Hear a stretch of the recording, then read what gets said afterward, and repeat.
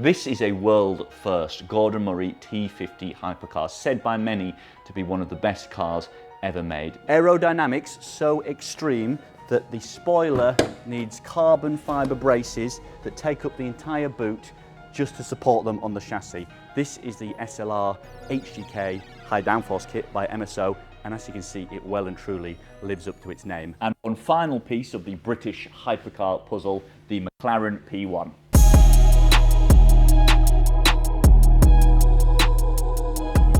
And here it is, the GMA, the Gordon Murray Automotive T.50, said by many to be the last ever great analog supercar. In fact, some say that this is the greatest car ever made, following in the footsteps of the legendary McLaren F1, which of course was also designed by Gordon Murray. Gordon Murray said himself he took the F1 and wanted to improve it in every single way, so it's still got the same recipe: central driving position, manual gearbox, mid-engined, high-revving, naturally aspirated V12, rear-wheel drive supercar. And of course, just like the F1, the doors go up.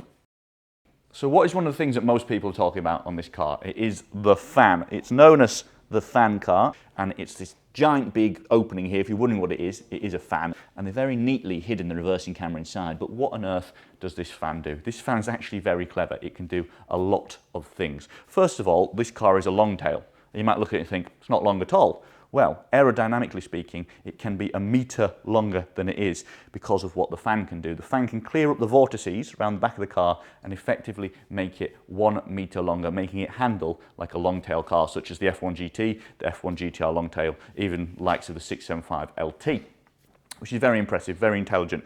But its main party piece is when you brake hard, this fan will spool up and it will create low pressure air inside the diffuser, which of course sucks the car to the ground, and of course these flaps come up as well, and it significantly decreases the braking distance from a high speed.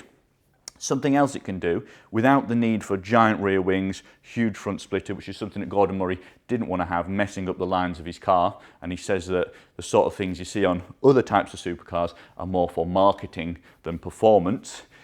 He wanted to be able to have a high amount of downforce at a low speed so that you can rely on how the car will handle around the corners without having to go super fast to activate the aero. So because this fan is active, it can spool up, it can actually create 15 kilograms of thrust. It means that you can have big downforce being produced by the diffuser at lower speeds, which is something you would not be able to achieve without a great big fan at the rear. Obviously people are quite split on the styling of the fan. I think it looks quite cool. Some people think, why on earth is there a giant fan on the back of this car? So this car is actually a gull wing, and you might look at these doors and think they're not gull wing doors. I'm not talking about those doors. It is, of course, the engine bay. Look at that. What car has butterfly doors and gull wing doors? How epic is that? And what that reveals is the 4-litre bespoke Cosworth naturally aspirated V12 that revs to 12,100 RPM. Absolutely insane. In fact, this engine, producing 664 horsepower, from just 4 litres, is the most power-dense naturally aspirated production engine in the world. Just insane. But that's not its party piece. It's the way that this engine revs up. This engine can rev up at an equivalent of 52,000 RPM per second. Just think about that for a moment. The way this thing can increase in revs is insane. Think how quickly it'll get to that 12,100 RPM red line. So I mentioned that Gordon Murray had based a lot of this car on the McLaren F1, but improved it. A trick that he took from the McLaren F1 was this air intake here. This air intake, of course, where the air comes into the airbox, creates a fantastic induction noise if you're inside the car. The sound in the F1 and in this car is unbelievable. But what Gordon Murray did was he tuned the thickness of the carbon fibre so that it resonated exactly with the frequency of the induction, meaning that it amplifies the noise inside the cabin and makes this thing sound absolutely sensational.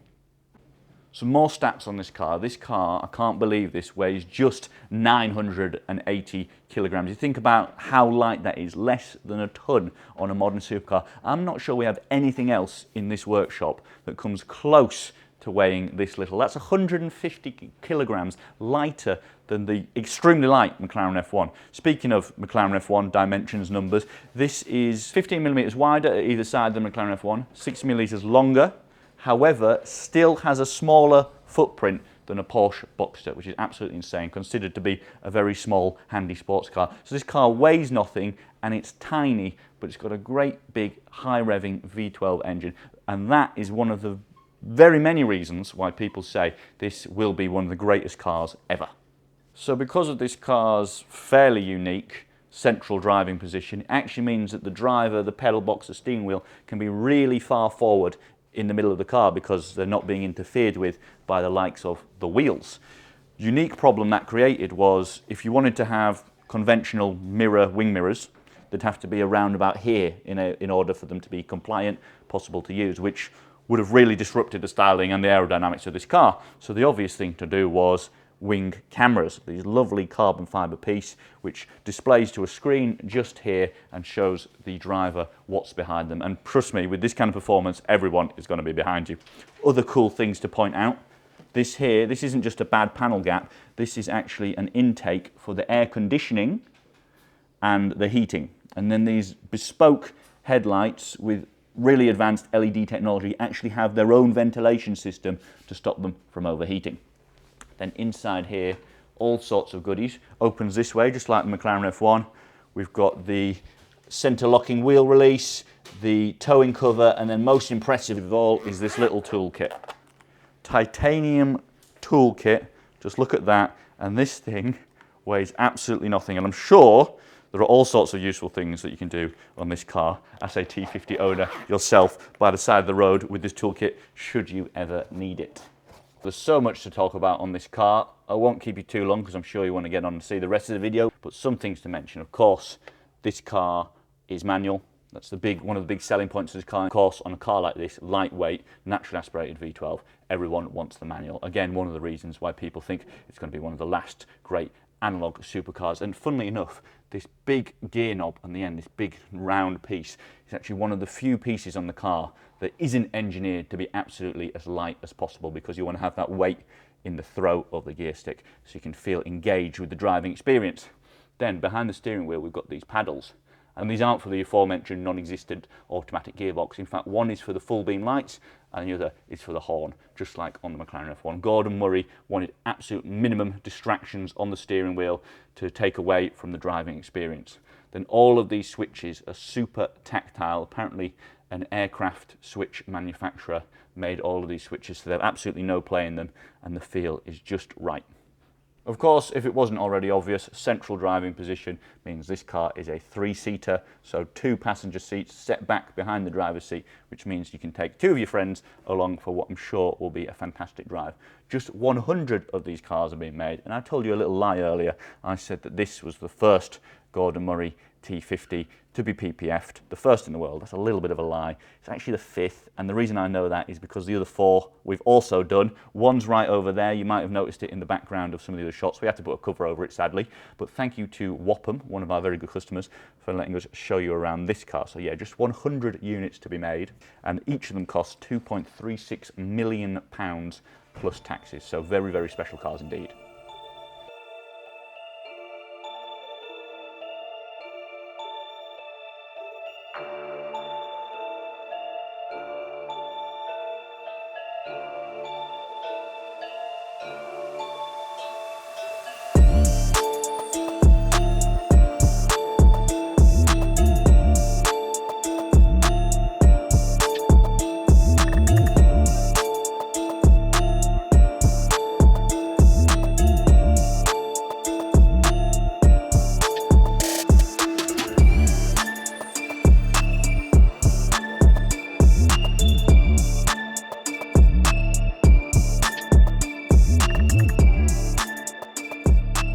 So you might be wondering, what is the link between these 3 cars? If we rewind to the 1990s, there was a little car known as the McLaren F1, which we've been very fortunate to work on several of here.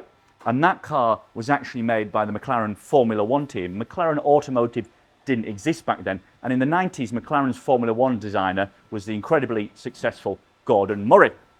So Gordon Murray designed the F1 and they took it to Le Mans. They won Le Mans and had great success, and ever since the F1 has been a legend. So where would Gordon Murray go from there? He's done various projects over the years, but another thing that he did was the Mercedes-Benz McLaren SLR. which again was before McLaren Automotive even really existed. But a little fact that you might not realise is all of those cars were built at the MTC, the McLaren Technology Centre in Woking, not in Germany, like where you might expect a Mercedes to be built. So, in one sense, the SLR was one of Gordon Murray's next projects after the F1. And then in another sense, something following on from the F1 was, of course, the McLaren P1. This was McLaren's next hypercar after the F1. Over 2 decades later, however, similar ethos, similar naming, but very different in quite a few ways. Not as lightweight, it's hybrid, it's a V8 twin turbo, unlike the naturally aspirated V12 in the F1, but of course, still an insane British hypercar. And then the third link, probably the most true successor to the F1, was the car you just saw. That's the Gordon Murray T.50. Gordon Murray is gone, he's taken the F1 and he's improved on it in every single way to give a true successor to the McLaren F1. So, 3 cars in this video: McLaren's successor to the F1, Gordon Murray's successor to the F1, and the SLR, which sort of brings the two together in the middle. So, awesome cars. Still more to come in this video. Stay tuned. I hope you're going to enjoy it. Imagine loving your 20-year-old Mercedes-Benz so much that you were willing to spend £280,000 to improve it. Pretty hard to imagine. However, if this was my car, it might be a little bit easier to imagine. This is one of 12 Mercedes-Benz McLaren SLR HDK by MSO. MSO are McLaren Special Operations, the bespoke division of McLaren, and they've taken this stunning Hyper GT from the noughties and they've brought it into 2024 with a series of incredible modifications, which we'll go through at the end of the video. But for now, this car's just arrived with us for our bespoke, and it is bespoke because every single panel on this car, other than the roof and the doors, I believe, is different to the standard SLR. So our bespoke paint protection film kit. So we're going to see the process now, and then I'm going to catch up with you at the end of the video to show you all the cool little details, because this car is special. It's not just an SLR with a giant wing bolted on the back. This is a truly one-of-a-kind, stunning beast. So enjoy the video and we'll catch up at the end.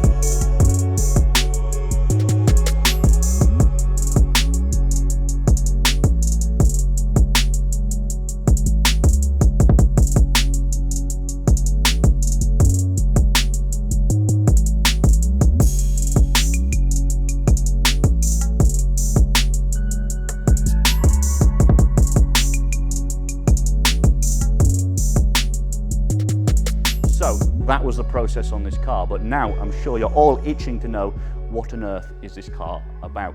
So first of all, a little bit of a history lesson.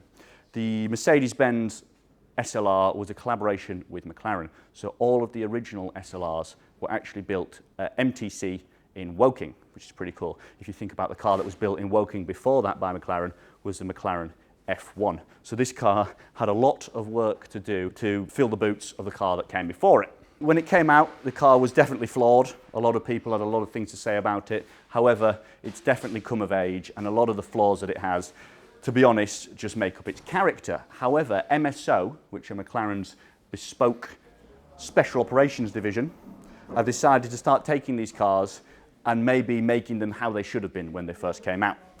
So this is not McLaren's first special edition of the SLR. They've done several before. However, this is definitely the most extreme. So what this is inspired by is the SLR 722 GT, which is a race car from when the SLR first came out, and actually notably was the last McLaren ever designed by Gordon Murray. Again, another link to the McLaren F1 there. And speaking of Formula One, something you might not have noticed, this big nose, of course, inspired by a Formula One car.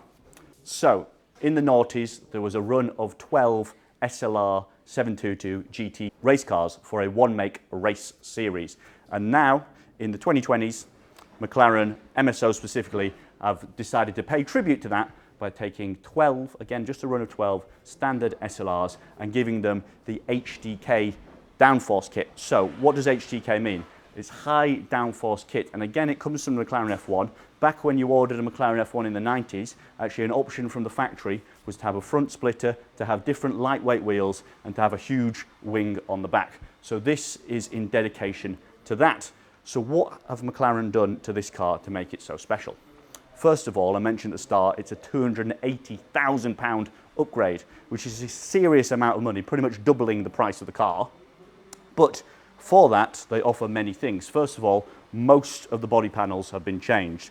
Look at this rear splitter, this giant wing, this boot lid with these race car style attachments in it.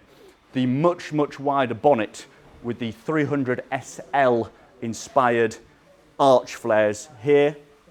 All of this is all brand new. The front bumper, much lower, much wider. The car is actually 20 millimeters lower, 60 millimeters wider.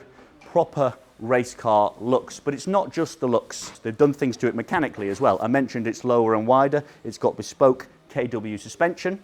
It's got these OZ lightweight Super Trofeo wheels, which look really, really nice. And also, obviously, completely tailored to the customer's wants. Inside and out, the car's been completely redone. So inside this car is where it starts to get special. So MSO completely retrimmed the interior. Blue Alcantara, blue leather, 300 SL style tartan inserts, satin carbon fibre everywhere. A lot of complaints about the SLR when it first came out is that the interior was too plasticky. We've changed most of it with satin carbon fibre in such a nice way that it looks like it should have always been there. Really, really nice. These bucket seats just retrimmed to perfection. A stunning thing. Even this woven carpet material, properly retro, and it suits the car perfectly. And one very nice touch indeed is the silhouette of the SLR embroidered above the airbag there. This car's finished in magnesium silver, which I believe actually was the colour that this car came in originally. I'll put a picture up of how this car looked before MSO got their hands on it. So a nice tribute to the original car, but of course improved in many ways. Other really nice details. For instance, this fuel cap, race car inspired, and you pop it open, and inside it says MSO 98 RON to tell you what type of fueling to put in it. But the way they've engraved it in the metal is just such a nice touch. Something else that you might not appreciate on this car, I'm going to have to get down on my hands and knees now. There is a magnetic flap here which allows you to plug the trickle charger in, and it's a little fin, so not only does it contribute to the aerodynamics, it also allows you to charge your car. And then inside the boot, because this aero is not just for show, they've actually had to put a carbon fibre brace to attach that big wing to the chassis so the boot doesn't deform. That's how serious this is. So there's not a lot of space left in the boot, which by the way, again, is lined with this woven carpet. Not a lot of space left for you to put your golf clubs in there, but it's okay because you've got a huge wing. Obviously, this beautifully redone interior, something that the SLRs had from the very beginning though, is this epic fighter jet style starter button. So you flip up the switch on the top of the gear knob and press the button here, and that fires into life the thunderous engine. And speaking of the engine, let's take a look at it. So let's get on to the all-important engine. Now the SLR is quite unique in the way the bonnet works, so I thought this would be a good chance to show you through exactly how to see the engine. Pretty standard to start with. The lever is somewhere down here. There we go, give that a pull. And then the bonnet, which is characteristically enormous on the SLR. There's two tabs here. You've got to reach inside the grille, pull them forward, and then the whole bonnet comes forward and then levers down like this. It's very important on these actually to push from here, not pull from the top, otherwise you risk cracking them. And what that reveals, this is all carbon fibre by the way, this entire single piece of carbon fibre, this bonnet, what that reveals is the AMG 5.4 litre supercharged V8 engine, which produces around about 630 horsepower on this car, just up a little bit from the standard SLR, thanks to the exhaust, which is a lightweight ceramic, switchable, so it can be straight through if you open it up, exhaust system, which looks absolutely amazing. Side exit, as you can see down here, this thing when it starts up sounds unbelievable. Okay, and to close this thing back up, it's pretty much the same in reverse. You've got to pull from here, not push from the top. and slide it forward, and then push at each side to latch it back into position. So that was the MSO SLR HDK. Lots of letters to say there. A stunning, stunning beast. It was an absolute pleasure to have it here at Topaz. Thank you to McLaren Collection on Instagram for trusting us with the car, and MSO, of course, for sending the car to us. So make sure to check them both out. But yeah, absolutely wicked thing. We don't get many SLRs here at Topaz, naturally, with it being a 20-year-old car. But of course, when they're the very best SLRs, it's got to come to the very best to be worked on. So I hope you enjoyed this video, and stay tuned for the next one.